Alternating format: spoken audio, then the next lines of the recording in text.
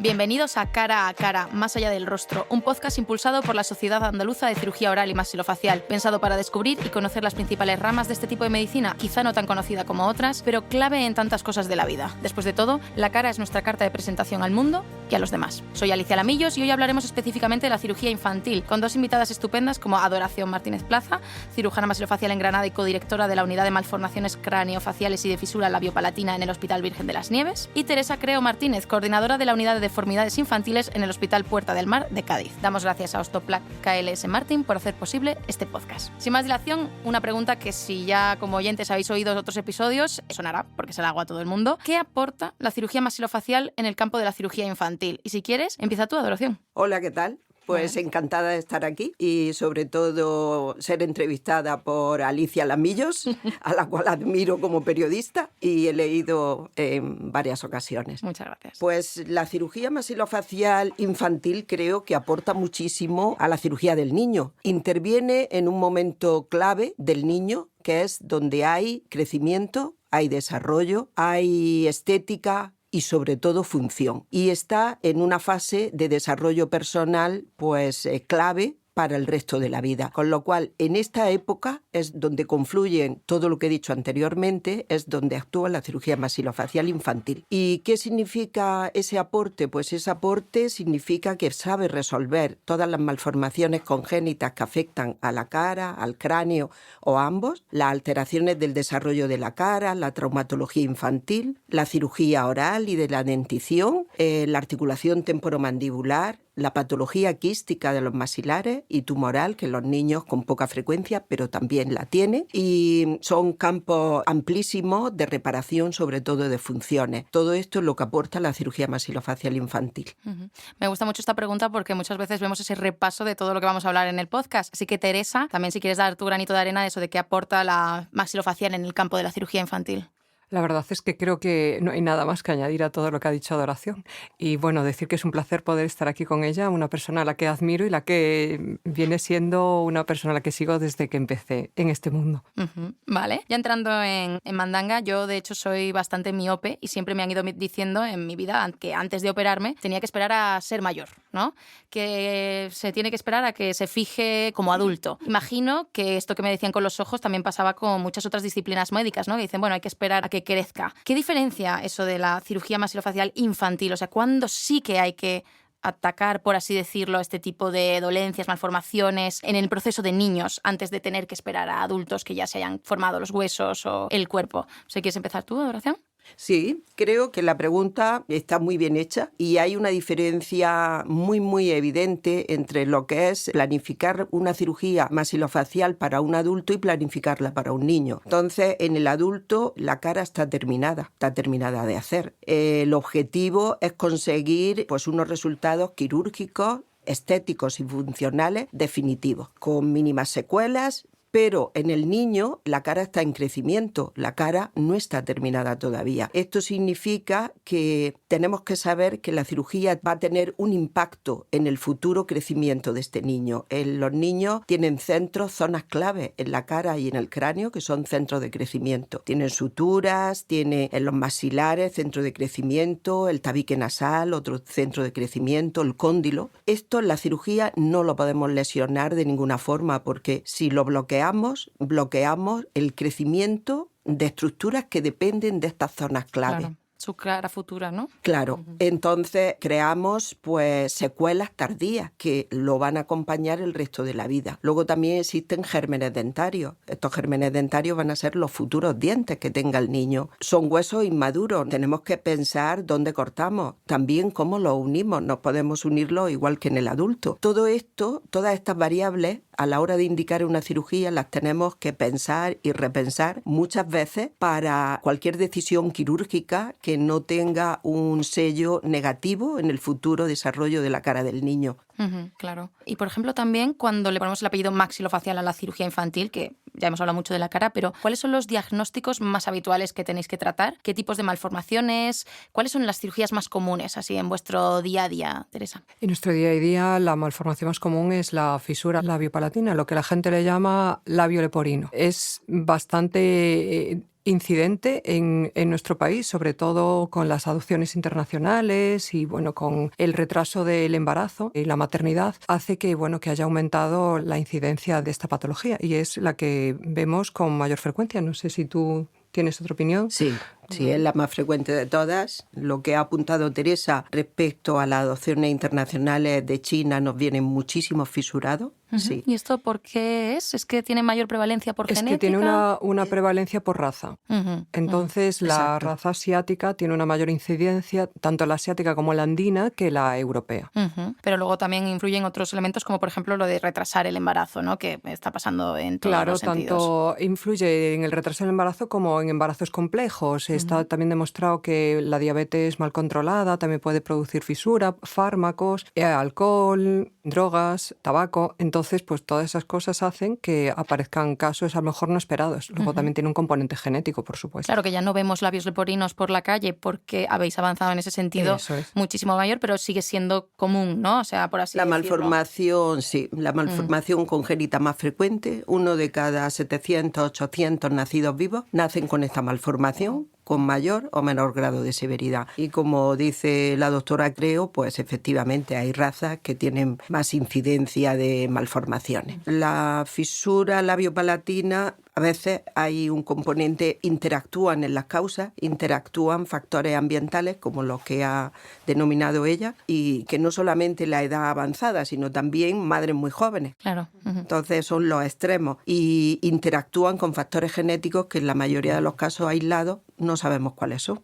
¿Y esto, por ejemplo, se puede detectar antes incluso del nacimiento o hay que esperar a que el niño nazca? ¿Y cómo se puede tratar? Porque ya no vemos gente con labio leporino por la calle. Entiendo que ya la medicina ha afinado muy bien para que no se note casi nada. Vamos a ver, el labio, si se diagnostica en la mayor parte de los casos intraútero, en las ecografías, la mayor parte de las veces en la de la 20 semana, en la de la 12 a veces, pero no es lo más frecuente porque tampoco los ginecólogos están en la 12 semana buscando eso, pero sí en la 20 se diagnostican la mayor parte de las fisuras labiales. La fisura palatina, cuando es aislada, es muy difícil diagnosticarla intraútero, salvo que la vayan buscando, porque en la forma que tienen los ecografistas de ver no es fácil. Claro. Otra cosa es que la vayan buscando porque hay un antecedente familiar o porque hay otras malformaciones que se asocian. La fisura palatina aislada se asocia con otras malformaciones, el labio no, pero la fisura palatina sí.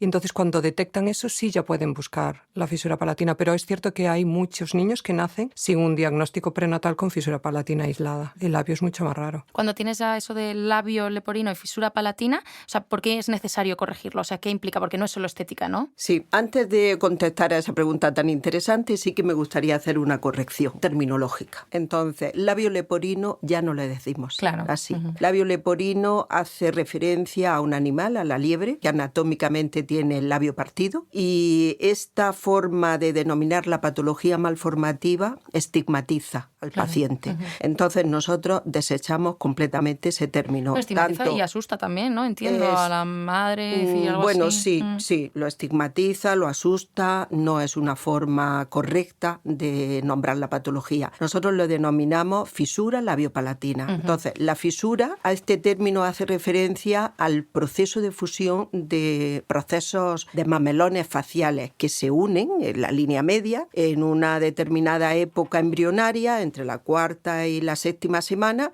y aquí en estos casos no hay fusión, se produce una fisura. Entonces, nuestro término es fisura labiopalatina, no labio leporino. Entonces, si me permite, Alicia, a lo largo de la charla nos referimos así porque el respeto a los pacientes, a la familia, a las asociaciones de fisurados es fundamental. Fundamental, efectivamente, y ya lo siento por no haber conocido el término.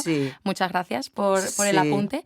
Y eso, ¿por qué es tan importante tratarlo? O sea, porque ya no estamos hablando solo de estética, sino de calidad de vida. Pues mira, la fisura labiopalatina es una malformación simple, pero tiene consecuencias múltiples y variadas.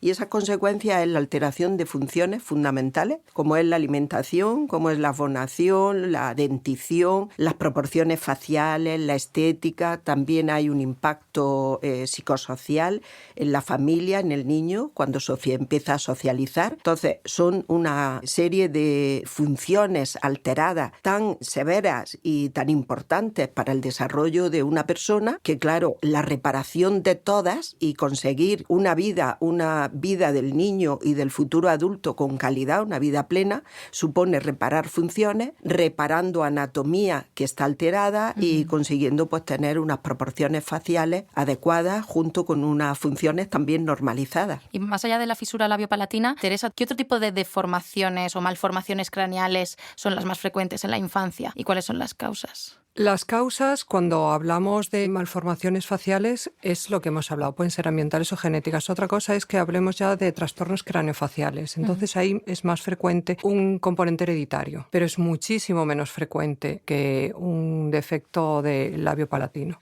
Vale, y que signos tempranos, por ejemplo, deberían alertar a una familia o a un pediatra que no sea, pues, que es la forma de la cabecita, ¿no? Sino alguna señal que digas, bueno, esto a lo mejor hay que echarle un vistazo. Vamos a ver, habitualmente cuando es una deformidad craneofacial se nota y se ve, pero hay que estar atento a los ojos, hay que estar atento a la forma, como se dice, o apepinada o en forma de torre, que es alargada, ¿vale? Pero los pediatras por eso la miden la cabeza y ven cómo se va desarrollando y es muy importante. Luego, cuando se detecta, a veces no se opera inicialmente, sino que hay que estar atento a cómo ve el niño, cómo respira, cómo se desarrolla. Es muy importante el desarrollo psicomotor que va teniendo. Entonces, eso es lo que indica el momento en el que hay que intervenir nosotros, porque en esas cirugías casi siempre intervienen previamente los neurocirujanos. Claro. De hecho, iba a preguntar algo que a lo mejor de repente va mucho más por el neurocirujano, porque claro, cuando hablas con un adulto, si el adulto tiene un fallo que le genera algún tipo de problema en la parte más motora o del habla o de las capacidades intelectuales, se nota. Pero que no, en un niño pequeño a lo mejor está todavía en ese proceso de conseguirlas. No sé si habrá malformaciones craneales que den mucho miedo que impliquen una afectación intelectual. ¿Es vuestro caso o en general, por ejemplo, eso lo gestiona más el neurólogo? Habitualmente lo gestiona más el neurocirujano, pero nosotros sí es cierto que nos envían los neurocirujanos porque en muchas de estas malformaciones es un trastorno de suturas, de muchas suturas, o sea, no solo de suturas craneales, sino de la base del cráneo. Entonces, la base del cráneo y la cara, ahí es donde entramos nosotros. Y tenemos que estar atentos. Lo normal, supongo que dependerá de las unidades de cada hospital, pero es que lo veamos conjuntamente y el neurocirujano lo detecta. Pero sí que tenemos que estar atentos, pues, cómo se va desarrollando ese niño, cómo empieza a caminar, cómo habla, con todas esas cosas. No solo nosotros, sino también el pediatra.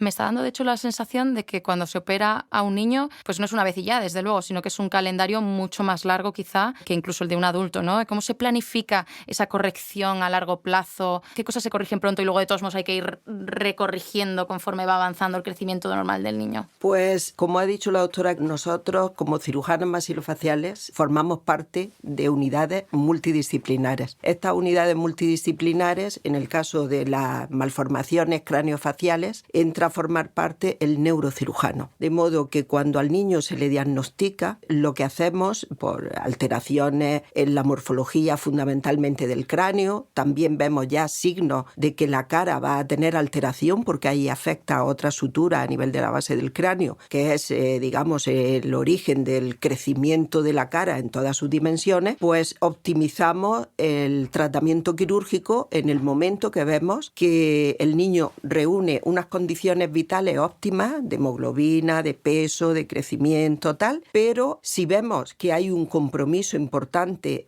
cuando crece el cerebro, porque el cráneo es, la calota está formada por unos huesos que son inextensibles, las suturas están fusionadas, una o más de una, pues tenemos que optimizar la cronología de esa intervención para que no se lesione el cerebro, para que pueda crecer en un espacio normal y también para que la morfología alterada que tiene el niño en el cráneo, corregirla. Entonces, estos son cirugías que las tenemos muy estandarizadas entre los 6 y los 12 meses o los 18 meses, digamos que estamos en un rango de tiempo muy adecuado para operarlo, depende de si se hace de una forma con cirugía abierta o cirugía endoscópica, etcétera, se puede adelantar la edad, pero esta cronología sí que la tenemos clara. Vale, vamos a aprovechar que ya llegamos a la mitad, el ecuador del episodio, para hablar de Osteoplac KLS Martin, que es una empresa líder a nivel mundial y número 1 en España en el ranking de reputación sanitaria Merco dentro de la categoría de dispositivos biomédicos. Destaca por ofrecer soluciones soluciones de última generación, fabricadas en Europa y desarrolladas bajo los más altos estándares de calidad y cumpliendo las regulaciones sanitarias más exigentes.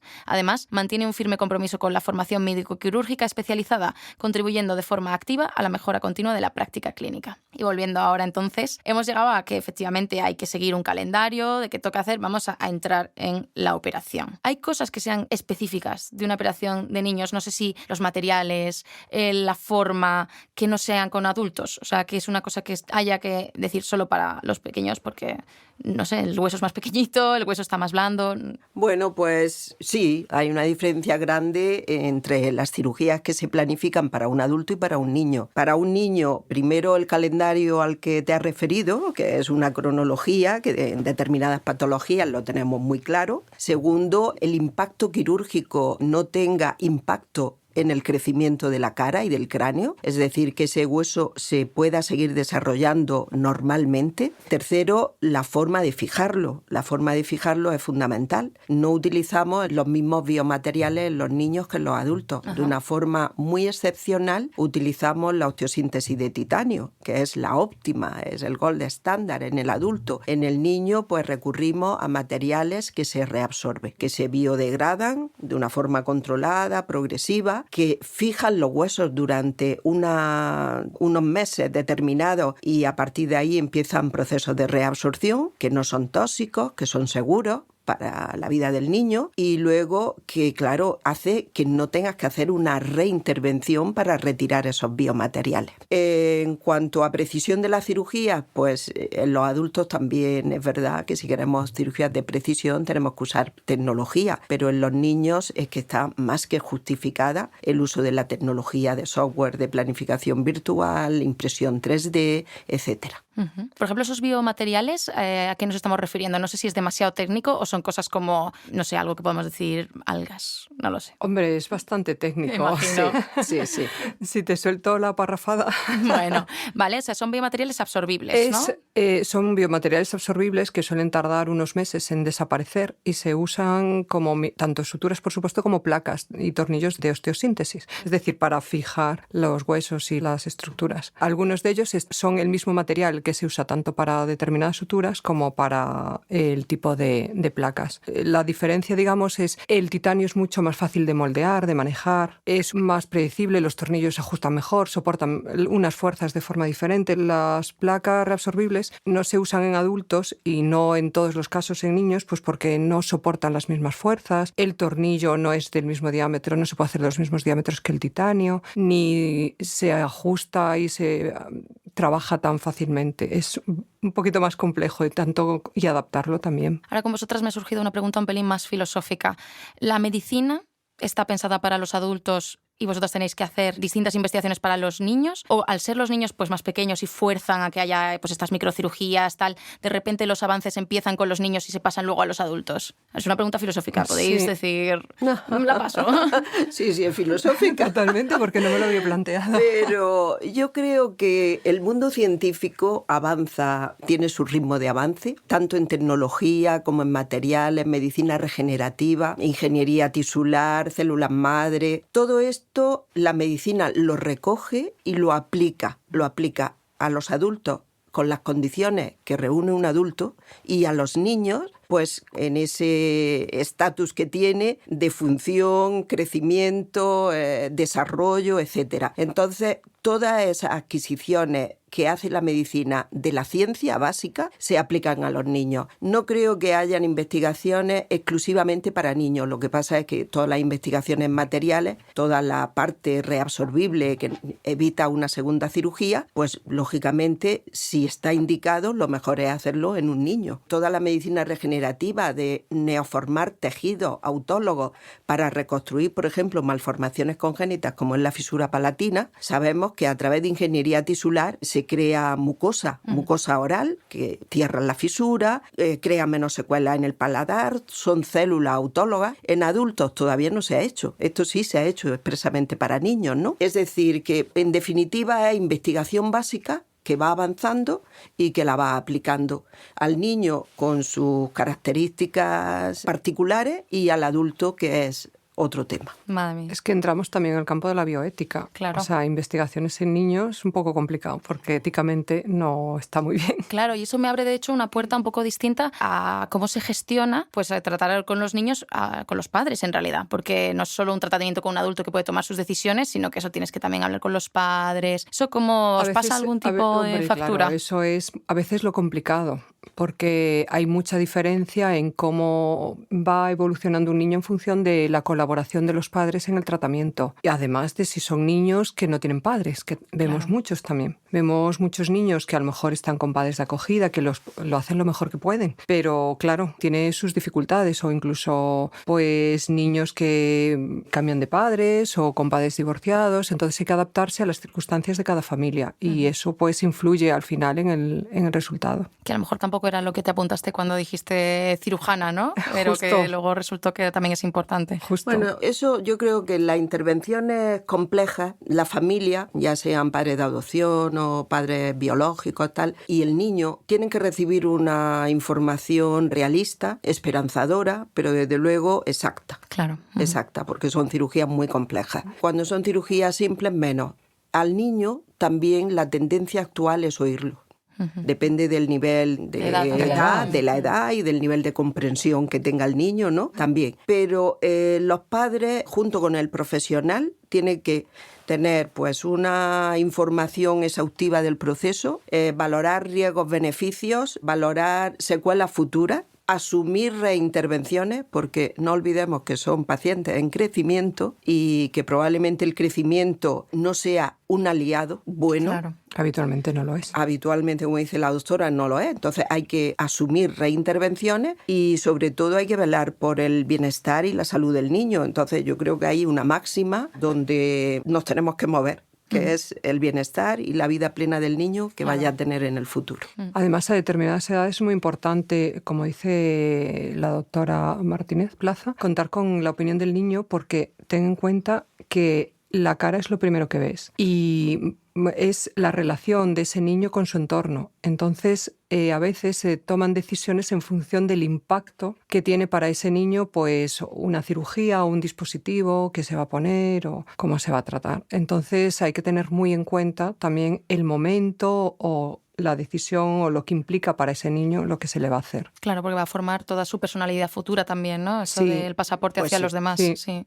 Estamos entrando en temas muy filosóficos, pero tengo una pregunta aún más filosófica. Me parece muy interesante porque hemos hablado de reconstrucciones en adultos hasta ahora, que puedes decir, vale, esto es como debería ser porque tenemos fotos anteriores que era así, pues te hemos quitado este tumor y se va a quedar igual que el otro lado, tal. Claro, ¿cómo reconstruyes la cara de un niño que tampoco sabes cómo va a ser en un futuro, ¿no? O sea, simplemente es un proceso muchísimo más complicado de la parte de reconstrucción, ¿no? No sé si os toca hacer mucho de reconstrucción tampoco a los niños. Habitualmente no. Habitualmente no. Vemos tumores y a veces tumores complejos, pero la incidencia en los niños afortunadamente es pequeña. Es pequeña, pero yo creo que hay una optimización a la hora de reconstruir, porque las malformaciones congénitas efectivamente, pues esa cara no está terminada, pero tú ves claramente el momento en el que hay que intervenir y en el sentido en el que tú vas a reconstruir y claramente hay que optimizar la función. En los niños es optimizar la función. Cuando tú optimizas la función alterada, estás interviniendo también en la morfología. Y entonces vas a conseguir, sobre todo, que tenga un crecimiento lo más normal posible. Hemos hecho antes un podcast sobre la ATM, articulación temporomandibular, y han mencionado que se forman los ATM o esos procesos como en los 7-8 años, ¿no? Yo entiendo que hay muchos problemas de adultos que en realidad se podrían haber tratado cuando éramos niños, teniendo en cuenta todos los problemas de, obvio, que no vas a tratar por tratar, ¿no? ¿Es algo que se está haciendo cada vez más o la gente prefiere en general esperar por si acaso? ¿O se están tratando ya de decir, bueno, esto ahora no es un problema, pero lo va a ser en un futuro, mejor te lo miras ya? Hombre, yo creo que la gente cada vez está más concienciada de que hay que tratarse y hay que cuidarse. Entonces, sí es cierto que ante un problema que detectan en su hijo te lo traen a consulta para valorarlo. Y sí es cierto que muchos de los trastornos a futuro en la ATM se generan ya en la edad infantil, pues precisamente por deformidades del desarrollo, en este caso, que son pues por paladares muy estrechos, por que la mandíbula no crece adecuadamente, porque la articulación no crece adecuadamente, por trastornos de la respiración que luego generan esa malformación que luego va a generar los problemas en la adultez. Entonces, Entonces, cuando los padres lo detectan, porque a veces no es tan fácil, hay que entender a un padre que ve a su niño todos los días y que para ellos es perfecto. Pues lo quieres. Claro, porque lo quieres. Entonces, un problema que alguien de fuera lo ve, un padre no lo ve, porque su niño es perfecto, es su niño. Entonces, a veces es difícil que ellos lo detecten y también a veces es difícil transmitírselo, porque hay que tener tacto, como decía Adoración antes. Hay que ser también un poco amable y consciente de que hay un tema afectivo que muy importante y transmitírselo así. Vale, Adoración, tú eres la más veterana de la mesa.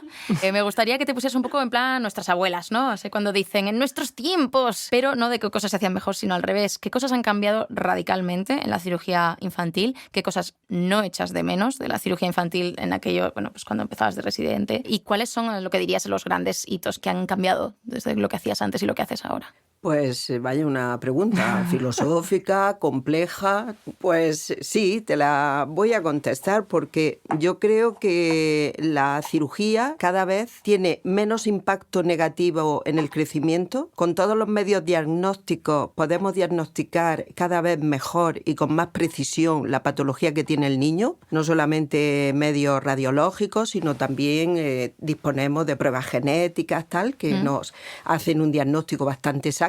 Y ya con el diagnóstico exacto, en el seno de unidades multidisciplinares, podemos encauzar cuál va a ser toda la estrategia terapéutica del niño desde que nace y está diagnosticado hasta que llega a su madurez, es decir, a su madurez esquelética, a su mayoría de edad. Entonces, pues establecemos una agenda. Esa agenda va marcada por cirugía, pero esas cirugías son cada vez más precisas. Procuramos que tengan menos impacto en el crecimiento y desarrollo de la cara. Y esa precisión viene por la incorporación de tecnología. La tecnología, como he dicho anteriormente, los software de planificación virtual, operamos a los niños virtualmente en programas tridimensionales donde podemos el plan quirúrgico cambiarlo en cualquier momento. Nada más que nos conectamos con el bioingeniero. No, mira, la osteotomía no la quiero en este sitio, la quiero en este. Y la osteosíntesis, el unir los huesos aquí, y el dispositivo de distracción que te crea nuevo hueso, pues lo quiero con este vector. Es decir, sobre un programa tridimensional, un software tridimensional, haces una cirugía, simula una cirugía antes de llevar al paciente al quirófano. Con lo cual, luego reproduces lo que has hecho virtualmente en la mesa de quirófano a través de una guía de corte, a través de unos modelos con impresión 3D exactos, lo que tienes en el quirófano, que es el niño, el paciente, lo dispone de esa manufactura en polímeros, tal, en materiales, biomateriales. Todo eso redunda en una precisión, en unos buenos resultados funcionales y estéticos, en un disminuyen los días de encamamiento del paciente. En fin, son una serie de beneficios inimaginables hace 15, 20 años. O sea, la planificación virtual, la impresión 3D y toda la cirugía mínimamente invasiva es lo que es ahora ya presente, y el futuro, la medicina regenerativa. Todo lo que es la ingeniería tisular, factores de crecimiento, células madre. ¿Quieres también añadir alguna cosilla hacia dónde vamos en la investigación? Aunque bueno, he repasado muy bien todo lo de la planificación que se ha ido mencionando. Veo que es mucho más...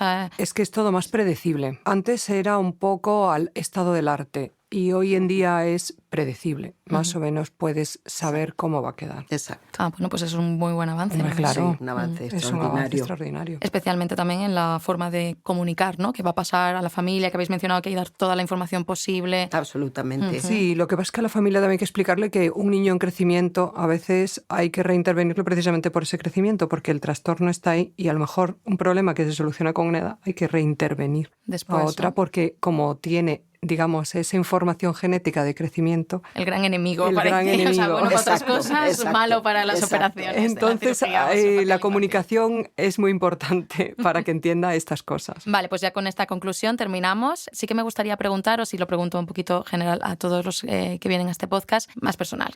¿Qué es la cirugía masilofacial para ti? Si quieres empezamos contigo. Bueno, pues la verdad es que para mí ha sido una parte súper importante de mi vida, quizás la más importante después de mi familia. Wow. Sí, porque yo siempre he querido ser médico. Cuando estudié en la facultad, pues lo que quería era ser cirujano y bueno, la especialidad me llegó como, no sé, como otra cosa, y me encantó. Y luego trabajar con niños es algo que nunca me había planteado y al final me pareció fascinante y me ha gustado mucho, la verdad. Pues yo prácticamente como Teresa, después de mi familia, la cirugía maxilofacial es lo que ha llenado mi vida de una forma extraordinaria. Mi vida laboral, la vida profesional, el dedicársela a la cirugía es algo que me ha llenado, me sigue llenando, me sigue motivando. Y luego la dedicada, porque claro, hice durante muchos años cirugía general, cirugía maxilofacial en general de adultos. En los últimos 20 años o 25 llevo la cirugía dedicada a los niños y esto es un mundo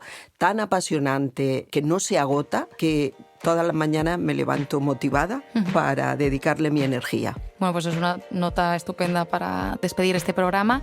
Muchas gracias a las dos por venir y gracias también a la Sociedad Andaluza de Cirugía Oral y Maxilofacial por hacerlo posible. Un placer. Muchas gracias, Muchas gracias Alicia. a ti, Alicia.